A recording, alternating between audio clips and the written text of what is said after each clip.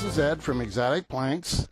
Today's video is about squaring the pens on the lathe. I have for a long time not been a fan of pen mills, and so this is my alternative to a pen mill. It's a very simple mechanism. It really only has two parts to it.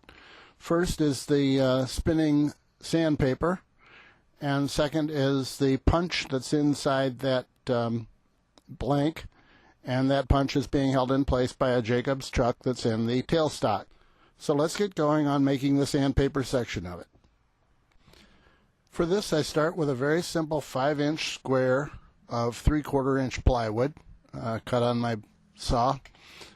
You could round this out with a bandsaw if you have one, but we didn't do it that way.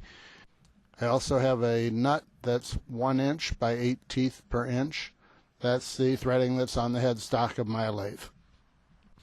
First step is to glue the nut to the center of the board. Doesn't have to be perfect. And I use thick CA glue. I'm sure a lot of other things would work, but I use thick CA and I've found that it's worked pretty well.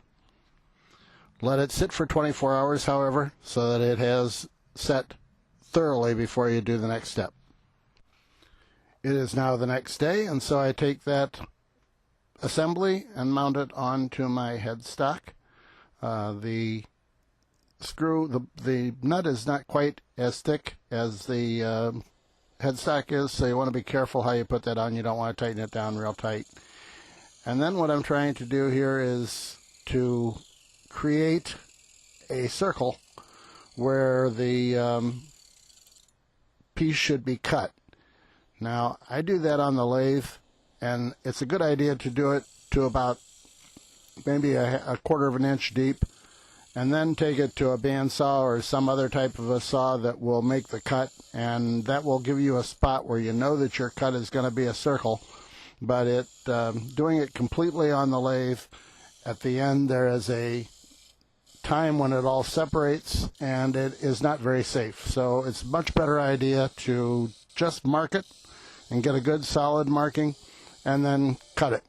Cut it on some kind of a saw. Next, we need a piece of Velcro, which is also called hook and loop. That I usually get at the sewing store, and this is a picture of the sewing hook and loop material. You can get it in squares that way, and it also is pressure sensitive back. Good idea to test it.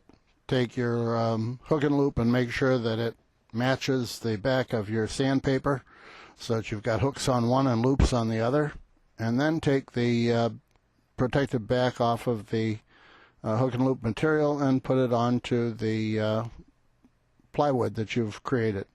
It's fairly simple. All you have to do is get it on there good and tight, and then pretty much it is complete. With this design, you can take the sandpaper and mount it off center, left, right, it doesn't matter. As you can see, there's several marks on this one where I've used it, but it doesn't make any difference where you put it, so you can get the maximum life out of your sandpaper using all the different sides, different parts of it. So now that it's made, what's the big advantage?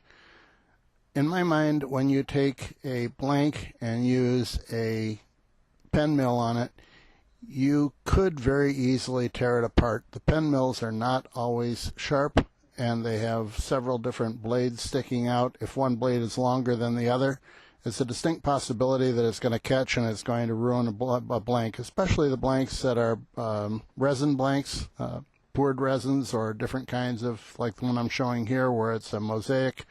Those are not meant to be beat up. They're meant to be used as pen blanks. So this is much kinder to the blank, if you want to put it that way. You're not as likely to ruin a blank.